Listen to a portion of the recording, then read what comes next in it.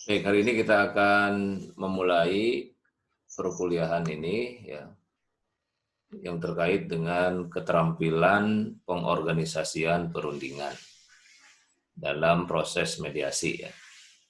Silakan Saudara Hafid memaparkan bahan tayangnya, kemudian nanti dikritisi oleh seluruh mahasiswa. Tetap semangat ya mahasiswa nih, meskipun wajah-wajah kalian saya ragukan keseriusannya. Ya, yang wajahnya kelihatan nih, yang wajahnya nggak kelihatan saya keluarin nih, ya. Yang wajah-wajahnya nggak tampil Bapak keluarin. Ya, silakan Saudara Hafid untuk menayangkan atau menjelaskan pemaparan diskusi ini. Silakan. Baik, sebelumnya Assalamualaikum warahmatullahi wabarakatuh. Ini Waalaikumsalam warahmatullahi wabarakatuh. di sini saya sebagai pemateri dari keterampilan dan pengorganisasian. Saya mendapat bagian keterampilan dan perundingan, yaitu di mana seorang mediator bisa merencanakan dan bisa menjadwalkan pertemuan. Lalu selanjutnya mediator juga harus tiba tepat waktu ketika memang sudah adanya perencanaan pertemuan kepada para pihak. Lalu yang selanjutnya mediator juga menyebut kedatangan para pihak dalam ruang perundingan.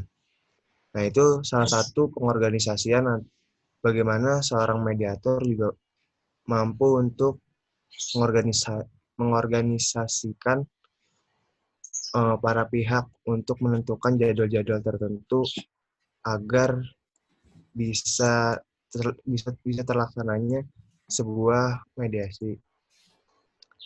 Nah, selanjutnya itu mediator menghindari perbincangan dengan salah satu pihak sebelum atau pada saat kedatangan pihak lawannya. Di sini juga sangat perlu gitu seorang mediator menghindari antara perbincangan satu pihak di mana tidak ada kecurigaan antara pihak satu dan pihak yang lain. Mediator mengawasi para pihak ketika meninggalkan ruangan perundingan, terutama jika masih emosional. Selanjutnya, membiarkan para pihak mengambil tempat duduk di atas dasar pertimbangan mereka sendiri. Lalu mediator mengambil tempat duduk dengan jarak yang sama di antara para pihak untuk menjaga netralitas. Nah, itu juga salah satu pengorganisasian yang dilakukan oleh mediator. Nah, penentuan tempat duduk, tempat meja perundingan itu bisa berbentuk seperti ini yang ada di gambar, oval, segi 4, segi 5, atau pentagon untuk mediasi banyak pihak. Selanjutnya, mediator menyiapkan dan mampu menggunakan peralatan visual seperti whiteboard, kertas, helipad, spidol, over projector. Keterampilan perundingan. Di sini juga mediator memimpin dan mengarahkan perundingan sesuai agenda acara yang sudah ditentukan. Selanjutnya menentukan siapa pembicara lebih dulu dan kemudian menetapkan aturan perundingan. Di sini juga agar tidak adanya terjadinya cekcok antara para pihak ketika melakukan perundingan. Lalu menetapkan aturan perundingan, mengadakan kaukus, dan mengalihkan perundingan ke arah perundingan yang bermutu pada kepentingan. Mungkin dari pemaparan PowerPoint saya hanya seperti ini. Mungkin dari teman-teman ada yang bisa ditanyakan.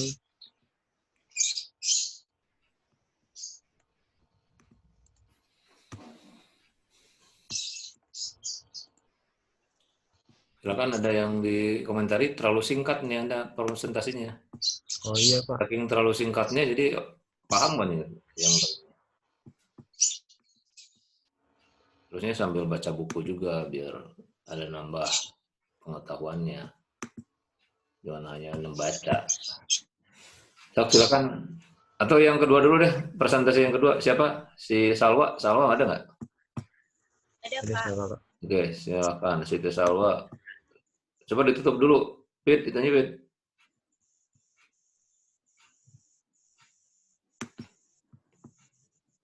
Silakan Salwa, di-share bahannya.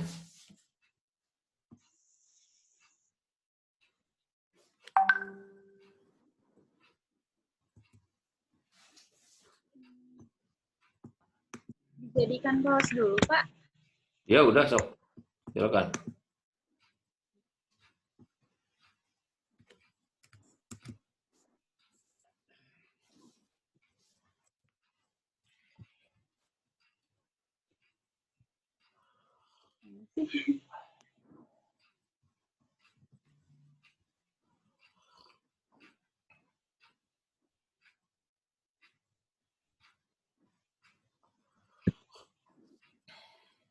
Gimana sih, Pak? Wah, masa sih nggak bisa Bisa, kemarin tuh bisa, tapi kok lupa. share screen? Jangan pakai HP, kalau bisa pakai laptop. Ada laptopnya nggak? Nggak ada kuotanya. Kan bisa ini. Bisa apa? Bisa tethering. Nggak, aduh, Pak. Coba dilempar ke grup kelas, ke grup mata kuliah. Nanti seorang Hafid nge-download. Fit, sok download Fit di WA Fit. Di Di WA WA, group. share sakit. Sok nanti Hafid ikut men-share. PowerPoint-nya kirimin lagi, Salwa. Lagi, boleh.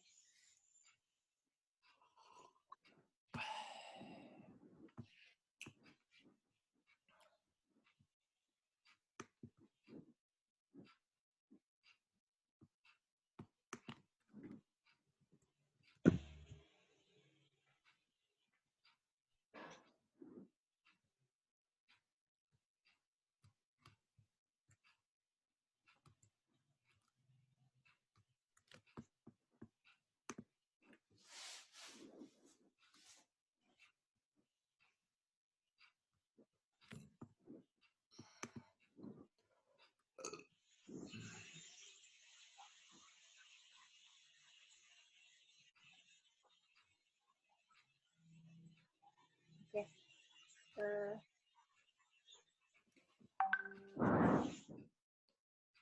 Mulai ya, Pak. Bismillahirrahmanirrahim. Assalamualaikum warahmatullahi wabarakatuh. Waalaikumsalam warahmatullahi wabarakatuh. Ini saya sedikit menjelaskan yang telah Hafid paparkan, yaitu penjelasan mengenai keterampilan dan teknik mediator yang kedua, yang isinya berupa keterampilan komunikasi, keterampilan memfasilitasi perundingan. Di sini saya ambil dari buku Mediasi Penyelesaian Sengketa melalui pendekatan mufakat. Menurut Bowley, keterampilan berkomunikasi itu mencakup beberapa keterampilan. Coba next, Hafid. Yang pertama itu komunikasi verbal, mendengarkan secara efektif, membingkai ulang, keterampilan bertanya, keterampilan menyatakan ulang, menyampaikan, keterampilan memparafrase, keterampilan komunikasi nonverbal, ya, keterampilan komunikasi nonverbal, keterampilan menyimpulkan, dan keterampilan membingkai ulang. Next, Hafid. Nah, yang pertama itu komunikasi bicara dengan tenang dan meyakinkan. Seorang mediator itu harus mampu berbicara atau bertutur kata dengan, karena kemampuan dasar yang harus dimiliki dari komunikasi verbalnya. Kemudian karena kan seorang mediator itu langsung berdialog dan atau bercakapan dengan para pihak, maka komunikasi verbal itu harus ditorang. Kedua juga menghindari penggunaan istilah dan ungkapan teknis yang mungkin tidak dimengerti para pihak. Jadi menggunakan kosakata yang harus digunakan atau yang lazim digunakan oleh para pihak sehari-hari. Contohnya misalnya jika para pihaknya itu mereka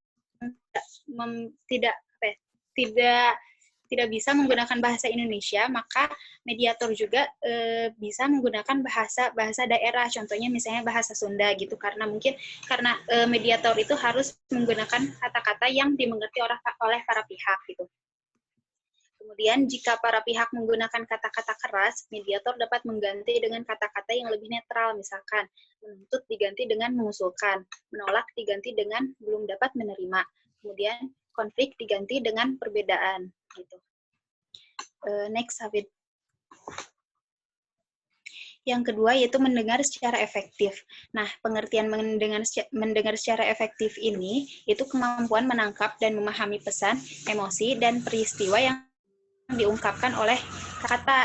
Jadi mediasi di Australia itu banyak menggunakan mendengarkan secara efektif itu dengan berdialog dan memperhatikan para pihaknya itu langsung dari mata ke mata atau eye contact gitu.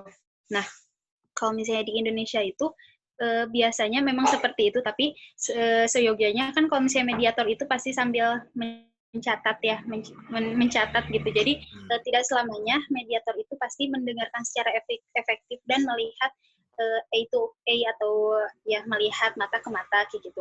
Kemudian mendengar secara efektif juga itu diwujudkan melalui perilaku dan tidak memutus atau menolak pembicaraan yang terjadi gitu. Jadi semua apa yang dirasakan selama berumah tangga, maka ketika itu mediator tidak boleh menyela apa yang telah dipaparkan atau yang sedang dipaparkan oleh para pihak. Nah, kemudian mediator juga ketika para pihak menjelaskan apa yang ia rasakan, mediator juga tidak boleh bertanya gitu, tidak boleh bertanya ketika ia menjelaskan gitu. Dan jadi bertanya itu harus menunggu para pihak telah menjelaskan apa yang telah diuraikan gitu. Next, yang ketiga itu membingkai ulang. Nah, membingkai ulang itu tidak sama dengan mengulangi kata-kata. Jadi, menggunakan kata-kata yang lain atau ungkapan atau tekanan untuk merefleksikan apa yang telah disampaikan oleh salah satu para pihak gitu. Nah, jadi membingkai ulang itu keterampilan mediator untuk mengubah kata-kata bersifat negatif atau kasar dari satu pihak terhadap pihak lainnya. Nah, contohnya misalnya yang tadi juga bisa kayak yang sebelumnya dijelaskan itu yang pokoknya membingkai orang itu bukan keterampilan untuk mengubah kata-kata yang bersifat negatif gitu. Nah, sama mediator itu diubah kata-katanya itu menjadi kata-kata yang positif kayak gitu. Next. Nah ini nih, fungsi membingkai ulang itu untuk meniadakan ungkapan atau kata-kata permusuhan, merorientasikan pandangan negatif ke arah pandangan positif, alihkan fokus dari posisi ke kepentingan yang melatar belakangi, alihkan dari orang kepada pokok masalah, alihkan pada fokus dari masa lalu pada masa sekarang dan masa yang akan datang, dan jadikan pokok masalah sebagai masalah bersama para. Terus yang selanjutnya itu keterampilan bertanya. Nah, mediator dapat mengajukan pertanyaan-pertanyaan kepada para pihak yaitu untuk memperoleh informasi, memelihara kendali atas proses mediasi, memastikan kebenaran komunikasi langsung, mendorong para pihak berpikir untuk mempertimbangkan sesuatu dan memberikan saran-saran penyelesaian. Jadi pertanyaan terbuka, jadi kan,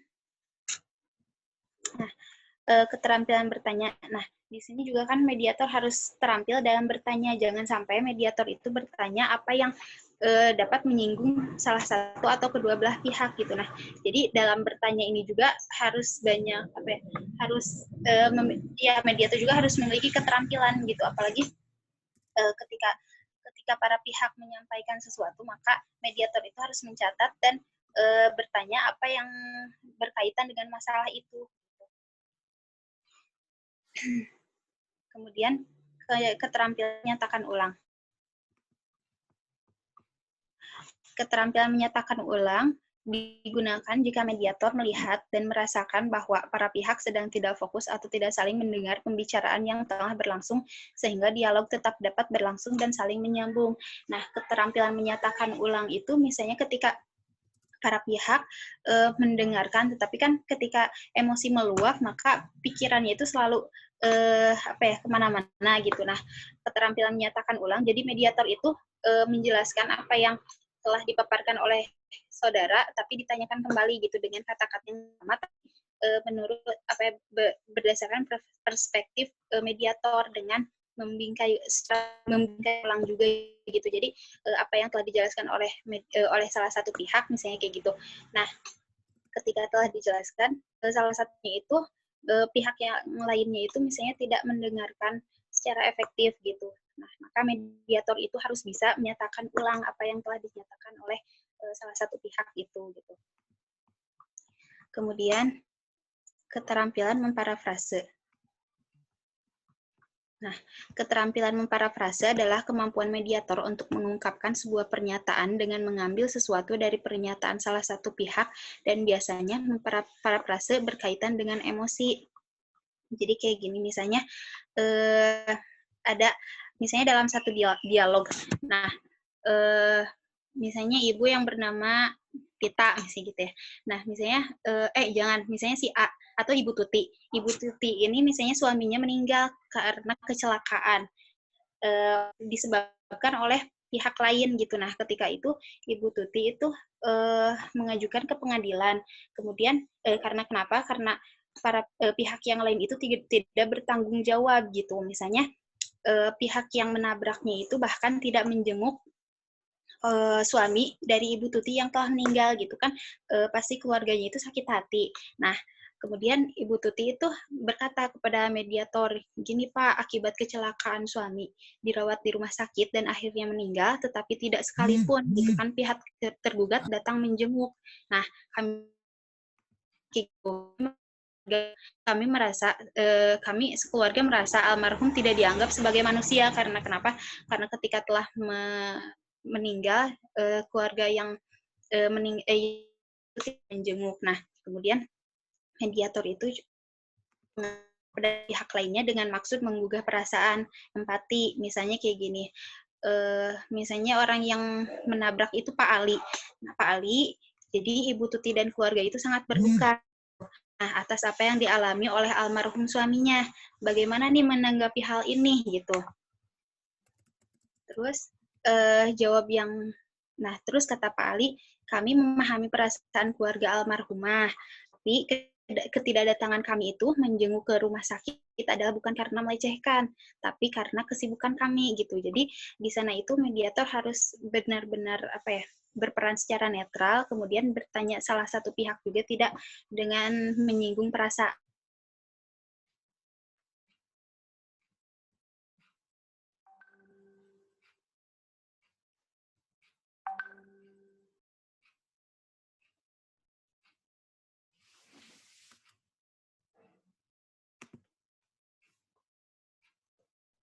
Mati jaringannya ya? Halo?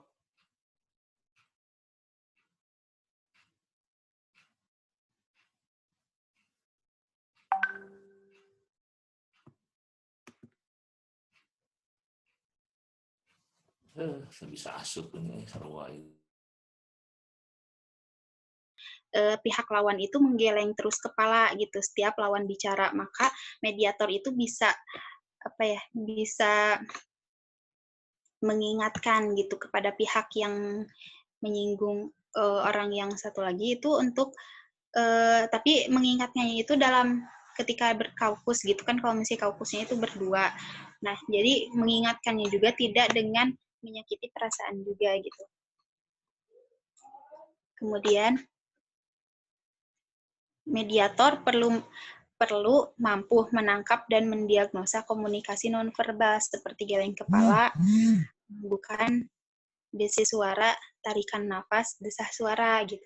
Terus mediator perlu mengungkap dan mendiagnosa bahasa tubuh seperti gerakan tubuh, gerakan tangan, ekspresi wajah gitu. Nah, di sini juga mediator juga harus dan mampu mendiagnosa atau dalam berkomunikasi nonverbal gitu. Gitu. Kemudian keterampilan menyimpulkan. Nah, keterampilan menyimpulkan adalah kemampuan mediator menyatakan atau merumuskan ulang hal-hal penting dan identifikasi perasaan yang terungkap. Penarikan kesimpulan dapat dilakukan pada tahap-tahap berikut. Yang pertama itu setelah membahas setiap permasalahan, yang kedua pada akhir kaukus, dan yang ketiga sebelum finansial draft kesepakatan. Nah, keterampilan menyimpulkan apa yang telah disampaikan oleh para pihak, kemudian disimpulkan dalam catatan dalam catatannya, tapi menyimpulkan itu pada waktu setelah membahas setiap permasalahan, terus pada akhir kaukus juga, dan sebelum finansial dari draft kesepakatan gitu. Kemudian keterampilan membuat catatan. Dalam praktek mediasi jarang ada alat perekam mengingat sifat kerahasiaan. Membantu dalam identifikasi masalah, agenda, kepentingan perbedaan, nama-nama para pihak, pembuatan kesimpulan, dan lain sebagainya. Jadi tidak semua apa yang telah dicurahkan oleh para pihak itu semuanya dapat dicatat oleh mediator, mengingat kemampuan menulis mediator itu pasti lebih terkalahkan oleh apa yang telah dijelaskan oleh para pihak gitu. Nah, jadi apa yang oleh para pihak dijelaskan itu sebaiknya oleh mediator dicatat poin-poin pentingnya saja. Nah, kemudian setelah itu mediator juga harus memusnahkan catatan-catatan dengan prinsip kerahasiaan dalam proses mediasi gitu. Jadi semua yang telah dicatat oleh mediator itu harus dimusnahkan.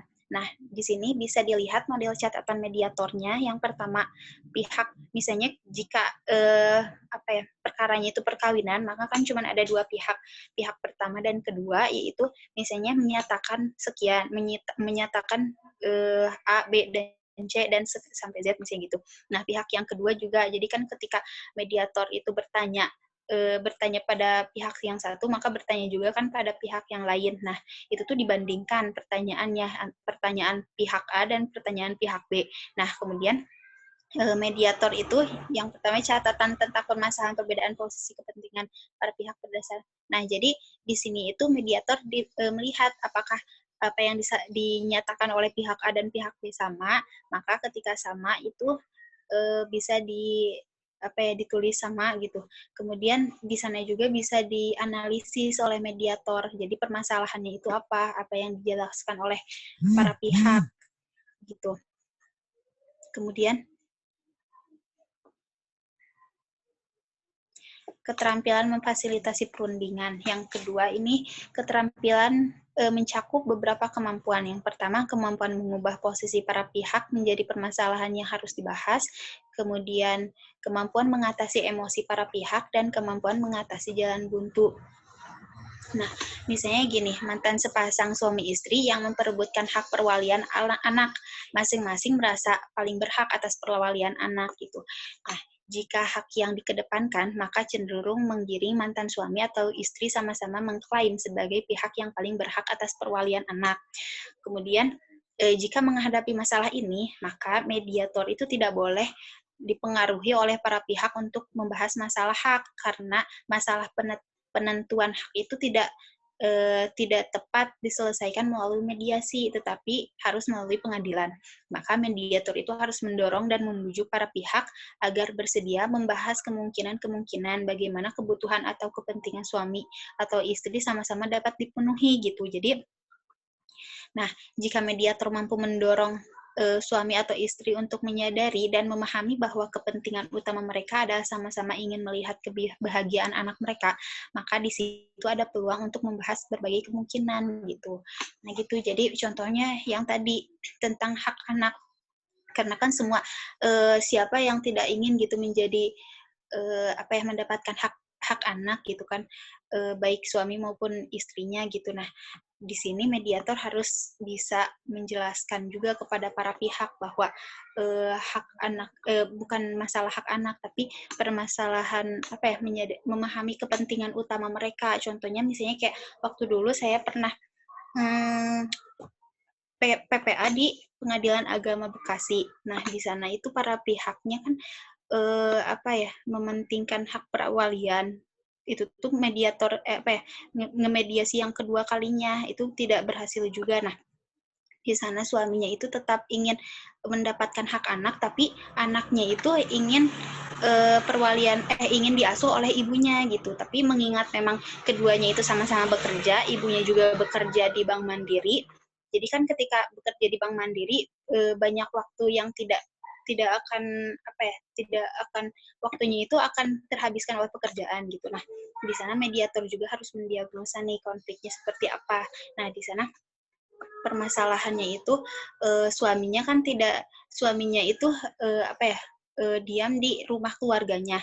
Nah, rumah keluarganya itu kan ada neneknya, ada bibinya juga. Di sana anaknya itu dititipkan di rumah bibi gitu. Karena kan kalau misalnya di rumah bibi, jadi anaknya itu bisa diantarkan oleh sanak keluarga. Tapi ketika apa sih, diam di rumah ibunya, dia itu kan tidak diam dengan keluarganya juga. Nah, ketika bekerja, jadi ibunya itu tidak bisa mengantarkan anaknya sekolah gitu. Nah, ketika itu ibunya itu menjelaskan bahwa saya itu memang tidak bisa mengantarkan anak, tapi saya bisa menitipkan anak ke tetangga gitu. Jadi menitipkan untuk mengantarkan anak ke sekolah itu ke tetangga. Nah, di sana mediator itu apa ya, harus cerdik gitu. Sebaiknya seperti apa nih? Jadi apakah memang harus ke ibu atau ke ayah yang notabene itu harus apa ya? Keduanya kan memang harus menjaga anak-anaknya, tapi itu kan karena perceraian maka harus salah satunya. Nah, jadi di sana itu dilihat permasalahan atau banyak mendorotnya itu kemana, apakah ke ibu atau ke ayah gitu. Udah ya. Ini ada catatan terakhir dari Pak Ramdhani, bahwa kekokohan perkawinan bukan terletak dari seberapa besar cinta masing-masing pasangan, harta yang dimiliki masing-masing, dan tingkat pendidikan serta status sosial masing-masing, melainkan kekokohan perkawinan terletak dari keterampilan pasangan menyelesaikan konflik. Udah. Baik, bagus, Saudara Siti. Ya, Siti Salwa pagi-pagi sudah bikin quote ya. Dari Bapak. Bagus. Ya. Terima kasih, presentasinya bagus untuk Saudara Siti. Dan layaklah jadi asisten mediator. Sudah cukup bahan-bahannya. Silakan yang ingin bertanya atau juga mendiskusikan topik perkuliahan pagi hari ini. Silakan mulai dari siapa dulu yang akan bertanya ke dua orang pemakalah. Silakan. Saya Pak Trias. Ya, sok. Trias. Ingin bertanya ke materi yang kedua, Salwa. Kan tadi tuh apa itu tuh tentang ini ya, keterampilan berkomunikasi kan. Nah, setiap mediator itu ada nggak sih kendala-kendala dalam berkomunikasi gitu? Karena kan tadi kan banyak ya, ada keterampilan untuk apa, merangkai kata-kata kayak gitu, itu kan nggak semua orang bisa kayak gitu kan. Nah, ada nggak sih kendala dari mediator itu sendiri gitu? Terus cara mengatasinya bagaimana? Terima kasih.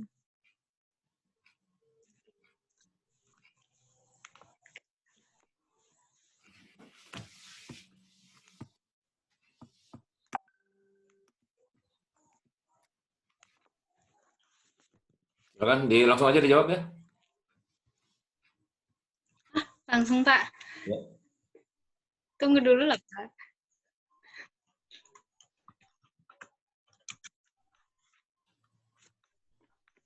Yaudah deh.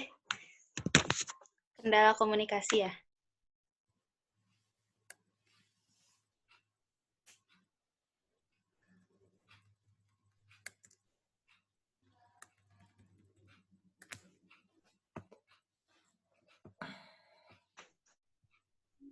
Tias, coba pertanyaannya sekali lagi.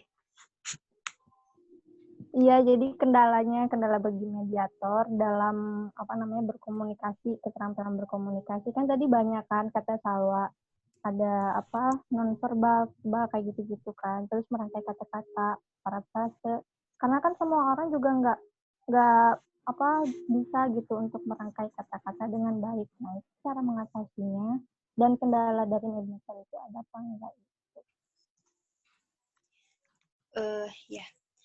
Jadi saya mendengar apa yang telah diceritakan oleh saudara Najihat tuh ya. Tapi nggak tahu ya Bapak kan mediator.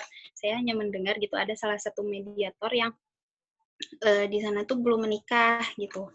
Nah, kemudian ketika pernah gitu menyelesaikan suatu konflik, maka konfliknya itu atau mediasinya itu ditunda gitu sampai minggu depan gitu. Nah, di sana juga kan berarti mediator itu ada memiliki permasalahan gitu dalam berkomunikasi, di mana dia itu mungkin pengalaman apa yang telah disampaikan oleh para pihak itu bingung untuk menyelesaikannya gitu. Nah, di sana juga mediator menunda selama 1 minggu, nah dan didampingi oleh mediator yang telah menikah gitu. Saya sih nggak tahu ya benar atau tidaknya, tapi saya mendengar cerita kayak gitu. Nah, berarti di sana kan ada konflik gitu. Bagaimana nih katanya mediator dalam menyelesaikan, terkadang kan memang tidak semuanya itu mahir atau ya dalam menyelesaikan suatu konflik gitu kan. Nah, di sana itu cara penyelesaiannya itu dengan didampingi oleh mediator lain gitu yang benar-benar memiliki pengalaman gitu dalam berumah tangga gitu. Kemudian banyak sih dalam apalagi kan kalau misalnya keterampilan mencatat itu pasti tidak semua yang diucapkan atau poin-poin yang telah dijelaskan oleh para pihak itu dicatat ulang oleh mediator. Jadi mungkin di sana tidak dicatat tapi hanya dipahami gitu oleh mediator. Nah, di sana juga bisa menjadi kendala oleh mediator untuk sulit untuk mencatat apa yang telah diucapkan atau dijelaskan oleh para pihak gitu. Terus gimana, Trias?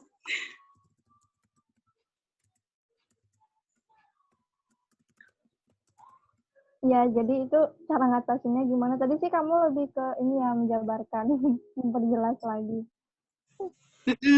Iya, jadi kayak tadi contohnya misalnya mediatornya itu kan dalam menyelesaikan masalah komunikasi, tapi di sana juga kan menyelesaikan suatu masalah dalam perkawinan. Nah, dia juga kan bingung. Nah, mengatasinya itu dengan didampingi oleh mediator lain itu juga bisa diatasi oleh mediator gitu.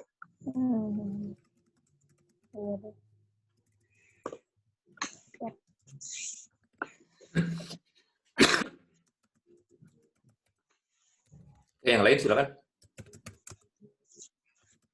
Pak mau bertanya. Baik, hari ini kita itu akan mendiskusikan 2 hal ya. Yang pertama, keterampilan dan teknik mediator 1, yaitu keterampilan mengorganisasikan perundingan kan, yang tadi sudah dibahas.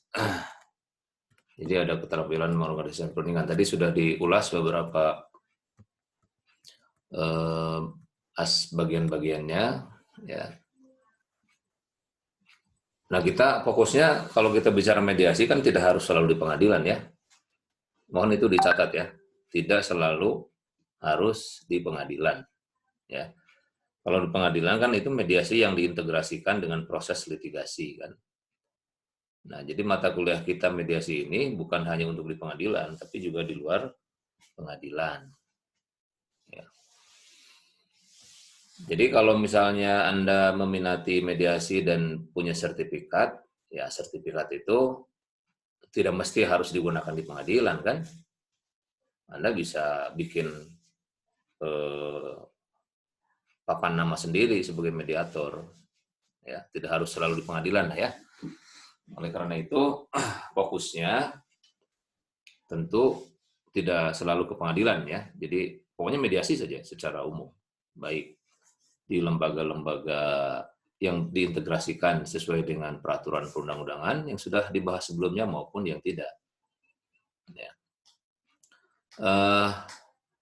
Tadi yang poin pertama dulu di sekilas ya, keterampilan. Coba yang satu dulu deh, Pak itu, Pit. Yang satu dulu keterampilan apa tadi? Slide-nya diganti. Slide-nya ganti sama yang punya kamu tuh, Pit.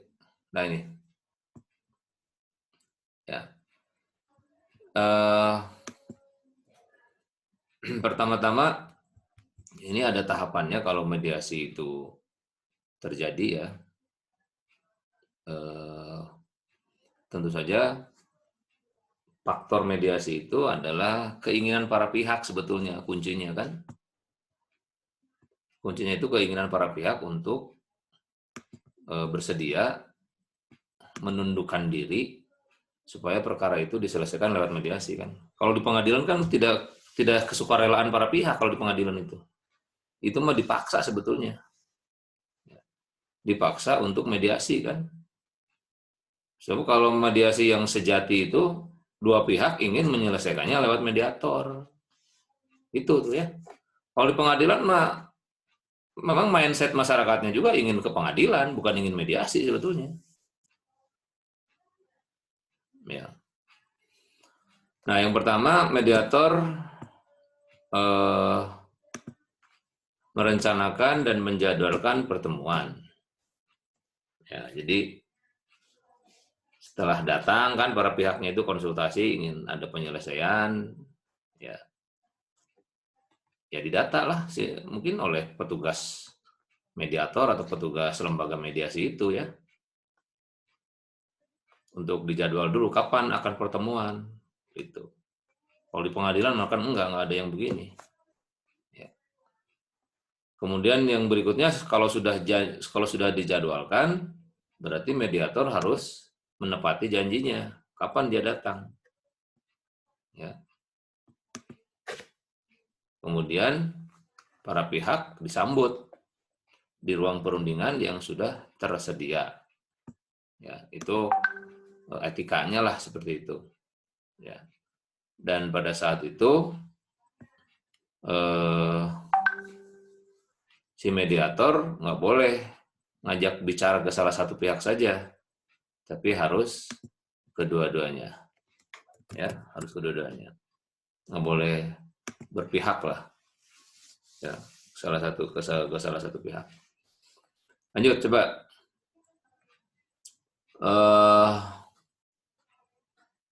Ya kalau di pengadilan supaya memudahkan administrasi selalu ditunjuk tempatnya. Tempat duduk P di mana, tempat duduk T di mana ya. Untuk mempermudah sebetulnya. Tapi kalau di mediasi yang lain bisa saja tidak usah ditentukan, silakan mau pilih di mana kan. Nah, jadi sebetulnya proses mediasi itu yang harus dibangun tuh pihaknya gitu. Kan kalau seseorang berobat dengan obat alternatif, berarti kan orang yang datang ke pengobatan alternatif itu datang dengan sukarela kan? Bukan dipaksa. Sama mediasi itu sebagai alternatif penyelesaian sengketa harusnya orang datang itu sukarela. Bahwa saya ingin diselesaikan menggunakan mediasi gitu kan. Kalau di pengadilan kan enggak, itu mah dipaksa besok harus mediasi, undang-undang memang mengatur begitu, peraturan.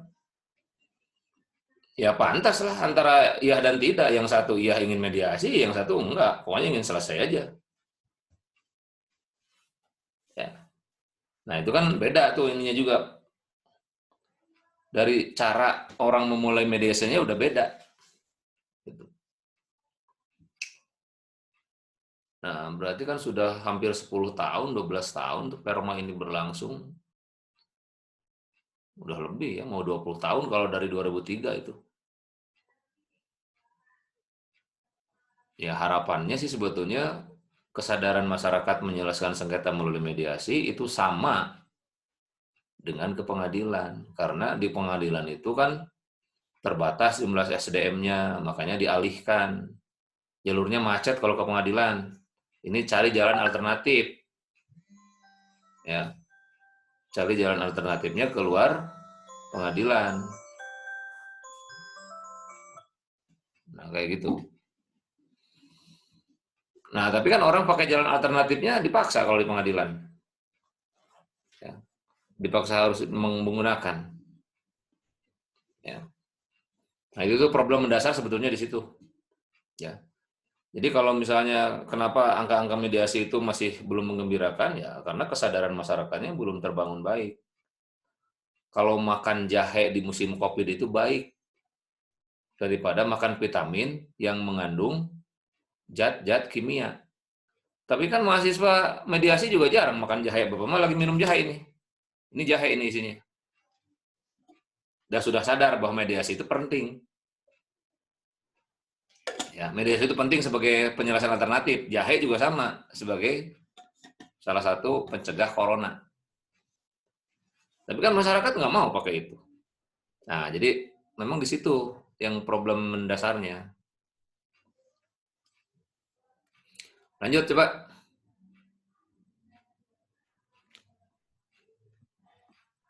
Ya, apa namanya?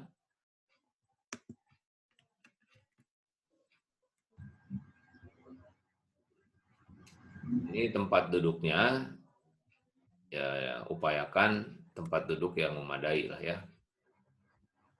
Tempat duduknya yang memadai.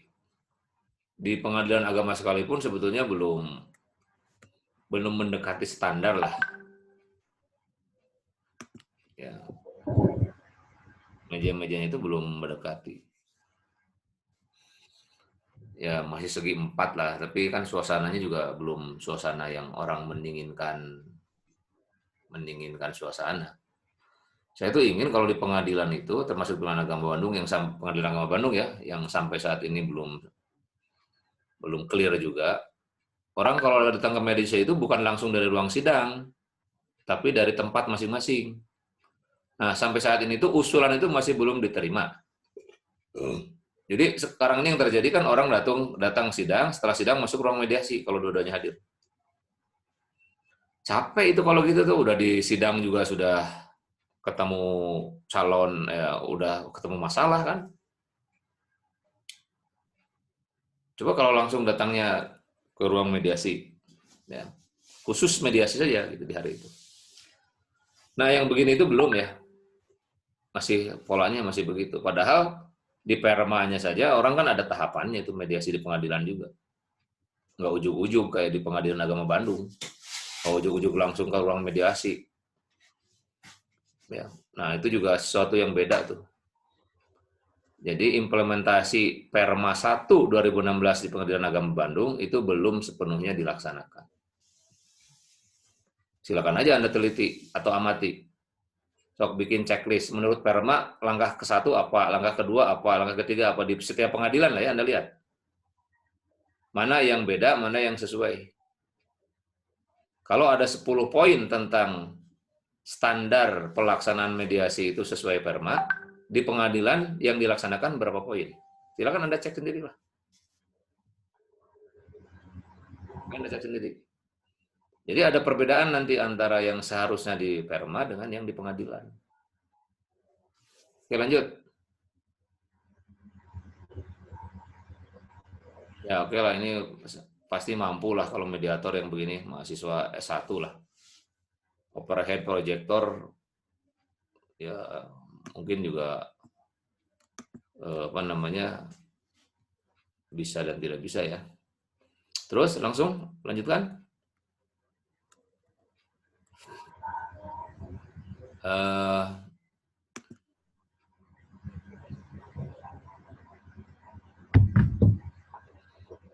Nah, yang begini di pengadilan agama nggak ada. Ya, nggak ada karena pertama tadi masyarakatnya pun ingin diselesaikan melalui mediasi itu. Makanya dilihatlah. Karena mediator itu sering, ya terutama saya sering melihat bagaimana tingkat dan kadar masalah yang dihadapi para pihak. Jadi pakai feeling aja udah ketahuan, ini kira-kira nggak akan benar nih. Diperpanjang juga obrolannya. Beda dengan perkaranya, pihaknya yang masih ragu-ragu antara iya dan tidak. Nah, itu udah kelihatan. Ya. Jadi kalau mediasi itu karena keseringan di perkara perkawinan udah bisa membedakan mana yang kira-kira berhasil, mana yang kira-kira enggak.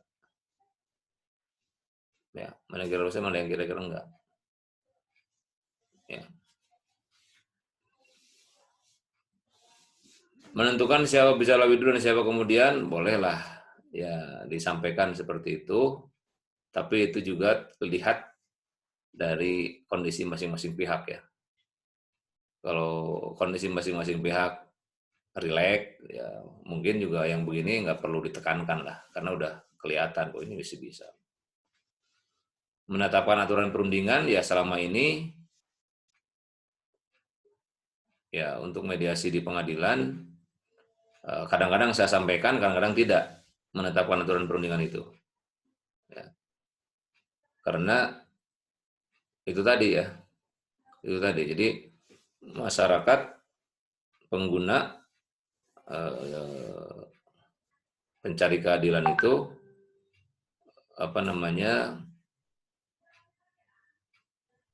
sudah cukup paham lah dan cukup terdidik gitu, dan belum ada lah sejauh ini para pihak yang tidak puas atau juga merasa kesal dengan pihak lawan kemudian memukul, belum ada. Ya, belum ada. Ya, tapi hal seperti ini harusnya disampaikan, ditekankan lebih gitu ya. Ya, ditekankan lebih untuk melihat para pihak supaya mengikuti apa yang disampaikan. Ya, apa yang disampaikan. Kaukus, oke lah ya. Diadakan pertemuan terpisah, mengalihkan perundingan ke arah perundingan yang bertemu pada kepentingan. Oke. Terus? Oke. Slide yang berikutnya.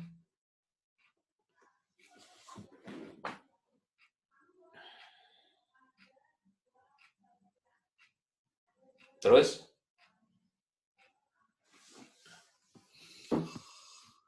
Ya, ini keterampilan menggunakan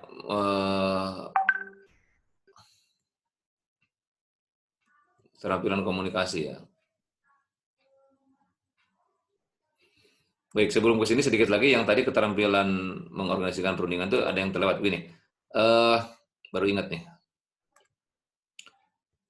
Bisa saja kalau perundingan itu memuncak ya, para pihak sangat emosional, itu ada beberapa cara, tergantung dari tingkat emosinya. Kalau emosinya moderat, ya itu cukup didengarkan. Nah, kalau sudah nggak fokus, cukup dialihkan ke masalahnya. Ya, itu kalau emosinya moderat di kalangan para pihak.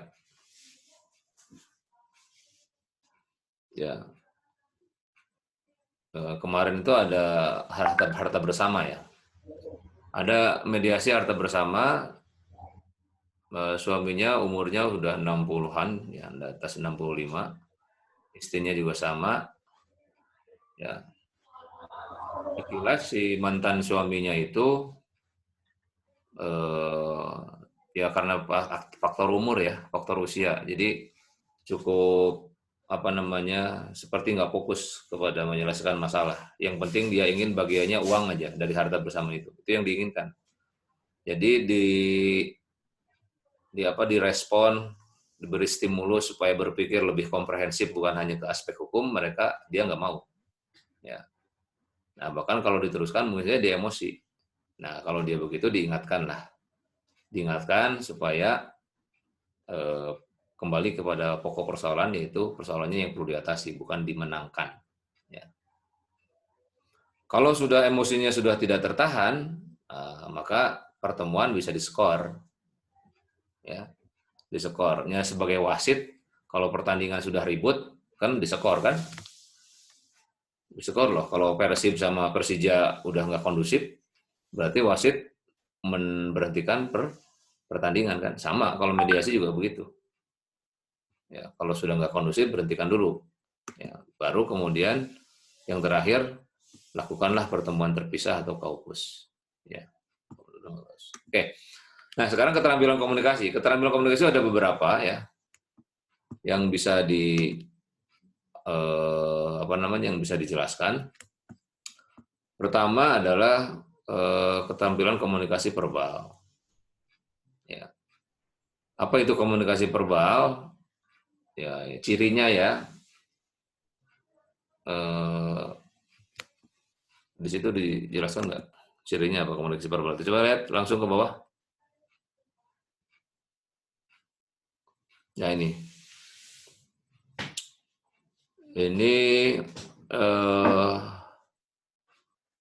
ya tentu dalam semua proses mediasi ya si mediator harus punya keterampilan berbicara dengan tenang dan meyakinkan para pihak ya. Apa yang diyakinkan bahwa mediasi itu salah satu bahkan satu-satunya cara penyelesaian yang dianggap baik. Itu harus diyakinkan si para pihak.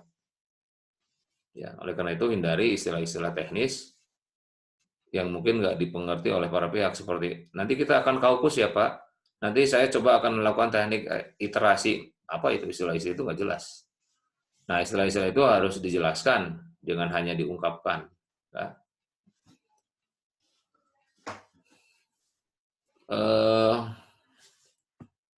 Kemudian juga dalam keterampilan komunikasi seperti itu, ya, mediator memiliki keterampilan apa namanya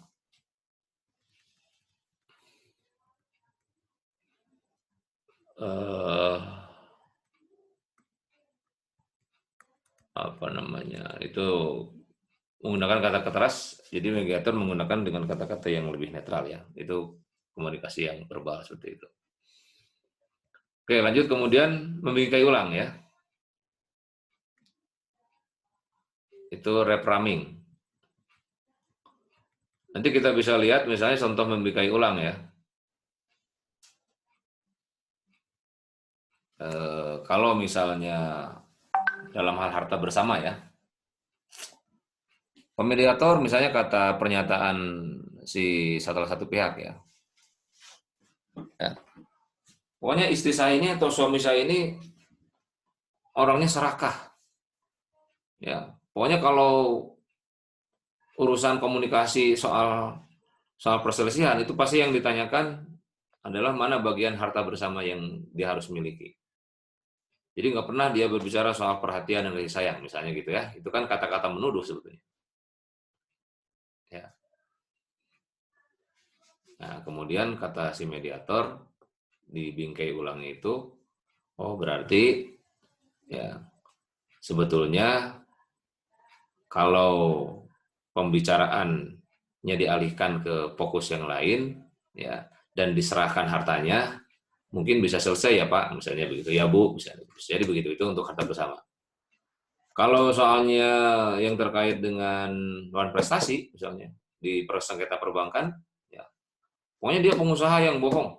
Nah, gitu kan, bohong itu kan udah menyerang kepribadian ya. Bahkan saking bohongnya kadang-kadang dia bayar cicilannya tidak tepat waktu. Nah, itu contohnya kayak gitu.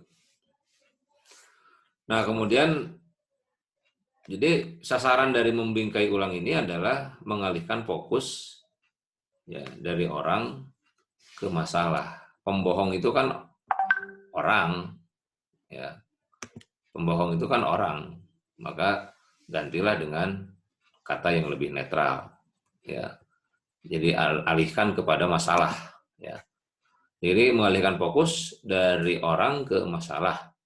Dari masa lalu berlanjut ke mana? Ke masa depan.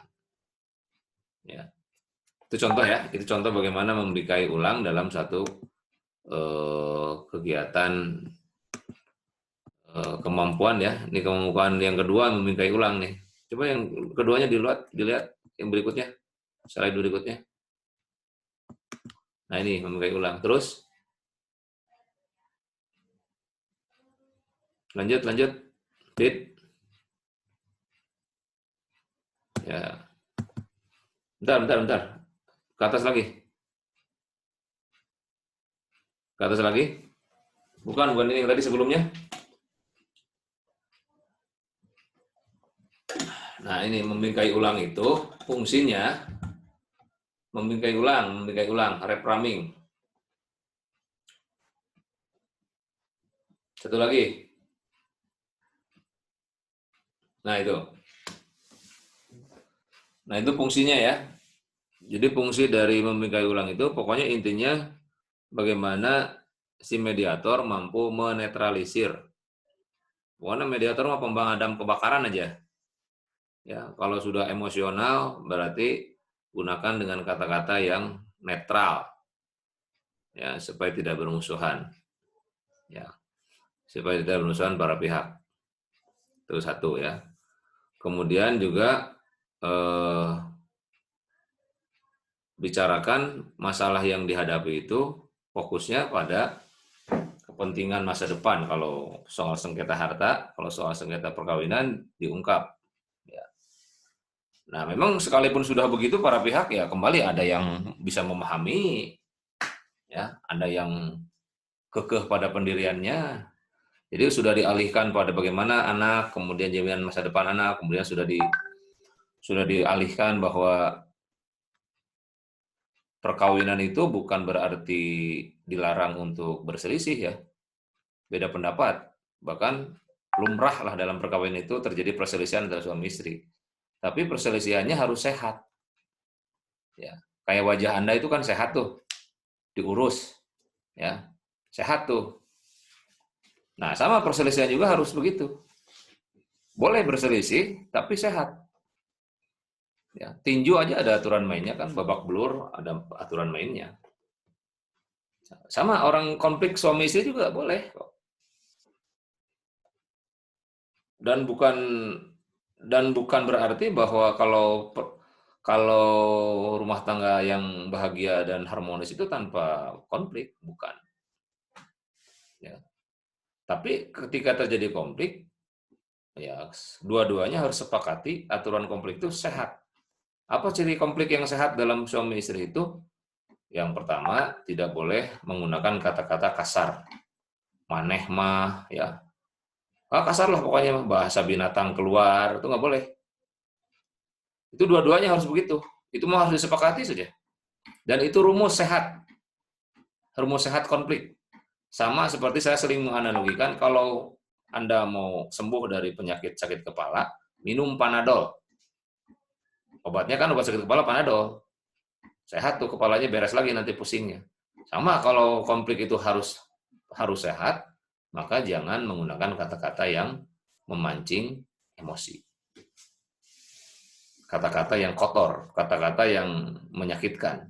Apalagi kalau suami misalnya sampai mengatakan, udah saya ceraikan sekarang juga 100 kali ini. Jangan boleh. Ya, atau mengungkit-ungkit masa lalu yang nggak relevan. Apa kan fokusnya kalau ada masalah itu kan mau diselesaikan. Kenapa jadi kemana-mana gitu ngobrolnya? Nah, makanya dalam Islam kan kalau orang lagi konflik, lagi marah, wudhu lah, sholat lah, gitu. Itu kan mengalihkan itu kan, mengalihkan konflik itu sebetulnya dalam suami istri itu. Nah, ini dalam perselisihan juga sama. Harus sehat konfliknya. Kalau konfliknya nggak sehat, ya jelas akan membekas di masing-masing pasangan. Ketika bekas-bekas konflik itu nggak dibersihkan, lama-lama akan karatan. Gitu. Kalau sudah karatan, nanti jadi penyakit. Dan penyakitnya, kalau penyakit berat namanya kanker. Kalau besi sudah karatan, maka diberesin lagi seperti sedia kala susah. Karena nggak pernah dibersihkan. Nah, cara membersihkan konflik itu ya tadi. Ya, satu, aturan mainnya tidak berkata-kata kasar, tidak menggunakan bahasa tubuh.